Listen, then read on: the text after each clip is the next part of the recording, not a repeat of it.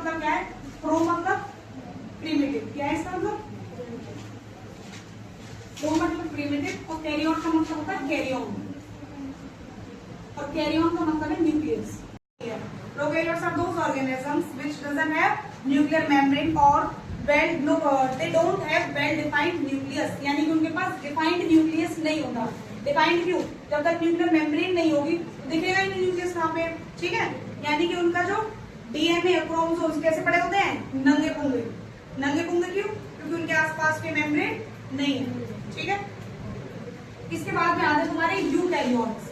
कौन से? Eukaryotes.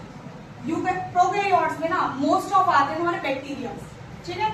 Next है तुम्हारे पास यूकैरियोट। यूकैरियोट्स को क्या बोलते हैं हम? यू का मतलब होता है ट्रू और कैरियोट्स का मतलब होता है कैरियन। कैरियोट्स का मतलब क्या है? कैरियन, और कैरियन का मतलब होता है न्यूक्लियस, ठीक है। तो यू मतलब जिनके पास में ट्रू न्यूक्लियस होगा। ट्रू न्यूक्लियस मतलब है कि जिनके पास न्यूक्लियस के बाहर न्यूक्लियर मेम्ब्रेन है, जिससे तुम्हें पता चल पा रहा है कि ये न्यूक्लियस है। तो जिनके पास वेल डिफाइंड न्यूक्लियस होगा वो है यूकैरियोट्स, और जिनके पास वेल डिफाइंड न्यूक्लियस नहीं है वो क्या है? प्रोकैरियोट्स। यूकैरियोट्स प्रोकैरियोट्स में फर्क पता चल गया। अब सेल का स्ट्रक्चर, सेल में सबसे आउटर मोस्ट जो लेयर होती है उसे क्या बोलते हैं? Cell wall. सेल वॉल जिसका काम क्या होता है? सेल को प्रोटेक्ट करना कोलैप्सिंग और बर्स्टिंग से। सेल वॉल का फंक्शन क्या है? कोलैप्सिंग एंड बर्स्टिंग से सेल को प्रोटेक्ट करना, यानी कि पिचकने से, फूटने से। इसके बाद में आती है तुम्हारी प्लाज्मा मेम्ब्रेन। प्लाज्मा मेम्ब्रेन का काम क्या है? It is semi permeable in nature, यानी कि ये चीजों की एंट्री और एग्जिट का काम कराएगी, और ये कुछ ही चीजों को अंदर जाने देगी, उनको बाहर निकालने देगी। जैसे क्योंकि इसका जो नेचर होता है ना प्लाज्मा मेम्ब्रेन का, वो होता है हाइड्रोफोबिक। हाइड्रोफोबिक क्या?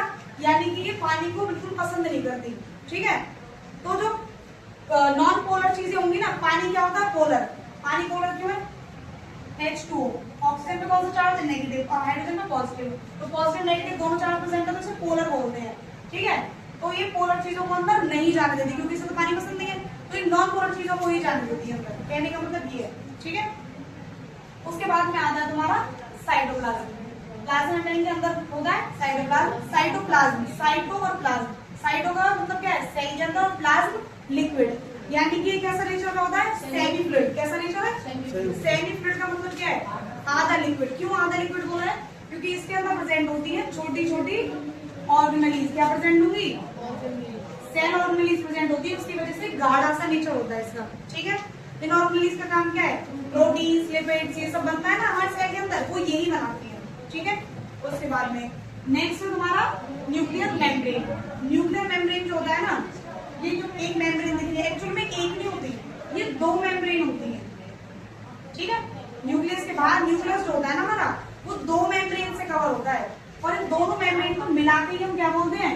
न्यूक्लियर मेम्ब्रेन, ठीक है। और इसके बाद फिर अंदर है न्यूक्लियस। न्यूक्लियस के अंदर क्या रखे होते हैं? तुम्हारा जेनेटिक मटेरियल, और न्यूक्लियस के अंदर एक फ्लूइड भरा होता है जिसको क्या बोलते हैं हम? न्यूक्लियोप्लाज्म। जैसे सेल मेम्ब्रेन के अंदर भरा हुआ है साइटोप्लाज्म, और न्यूक्लियस के अंदर क्या होगा? न्यूक्लियोप्लाज्म, ठीक है।